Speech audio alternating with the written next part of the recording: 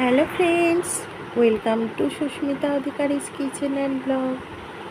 আজ আমি ধনিয়া পনির বানিয়ে দেখাবো কিভাবে ঘরে বসে রেস্টুরেন্ট স্টাইলে ধনিয়া পনির বানানো যায়।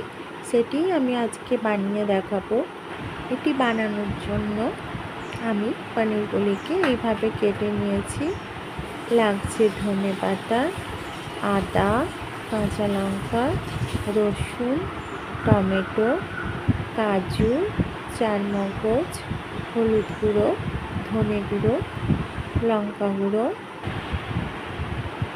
পেঁয়াজের পেস্ট। প্রথমেই কড়াইয়ে তেল গরম করে নিতে হবে।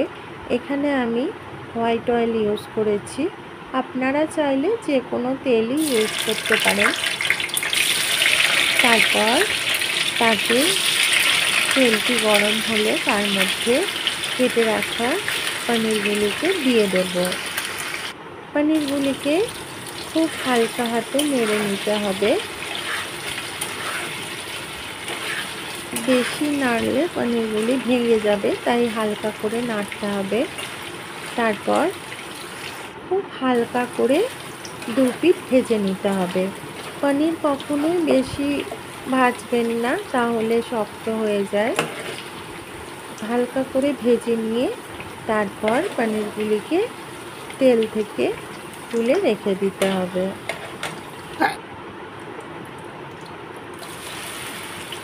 তারপর ওই তেলের মধ্যেই আমি দিয়ে দেব পেঁয়াজ বাটা,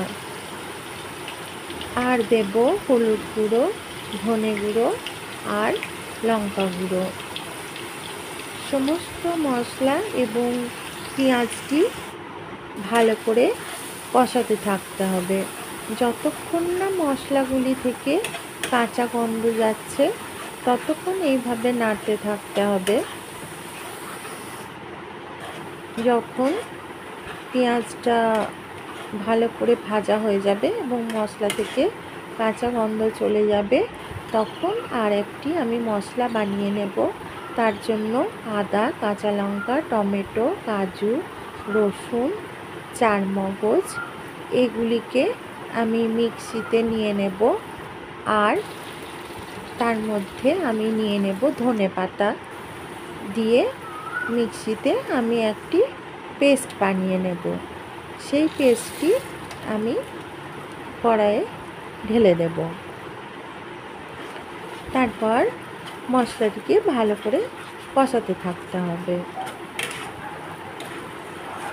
কম আঁচে কষাতে হবে, না হলে মশলা পুড়ে যাওয়ার সম্ভাবনা থাকে। তাই কম আঁচে যতক্ষণ না মশলা থেকে তেল ছেড়ে আসছে ততক্ষণ এইভাবে কষাতে হবে। আমার সাথে আপনারা থাকছেন, আমার চ্যানেলটি আপনাদের ভালো লাগছে, তার জন্য আপনাদের অনেক অনেক ধন্যবাদ। আর আমার সমস্ত রেসিপি ডেসক্রিপশন বক্সে इंग्रेडिएंट्स देवा থাকে, আপনারা চাইলে দেখে নিতে পারেন। मेरी हर रेसिपी का इंग्रेडिएंट्स डिस्क्रिप्शन बॉक्स में रहता है, आप चाहे तो देख सकते हैं। তারপর মশলাটি কষানো হলে তার মধ্যে গরম জল ঢেলে দিতে হবে। সব সময় গরম জল দিলে মশলার স্বাদটি ঠিক থাকে। তারপর তার মধ্যে পরিমাণ মতো লবণ ও চিনি দিতে হবে।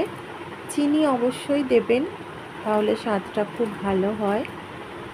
তারপর যখন একটু ফুটে উঠবে তখন তার মধ্যে ভেজে রাখা পনিরগুলি দিয়ে দিতে হবে। তারপর যখন জলটা অনেকটা এইভাবে শুকিয়ে আসবে এবং পনিরটি হয়ে যাবে, তখন তার মধ্যে গরম মশলা গুঁড়ো দিয়ে দিতে হবে। তারপর একটু মিক্সড করে নিয়ে ফুটিয়ে নিয়ে কিছুক্ষণ স্ট্যান্ডিং টাইমে রেখে দিতে হবে। তাহলেই রেডি হয়ে যাবে আমাদের ধনিয়া পনির। আমার রেসিপিটি যদি আপনাদের ভালো লাগে তাহলে প্লিজ আমার চ্যানেলটি সাবস্ক্রাইব করে দেবেন, বেল আইকনটি প্রেস করে দেবেন নেক্সট নোটিফিকেশনের জন্য।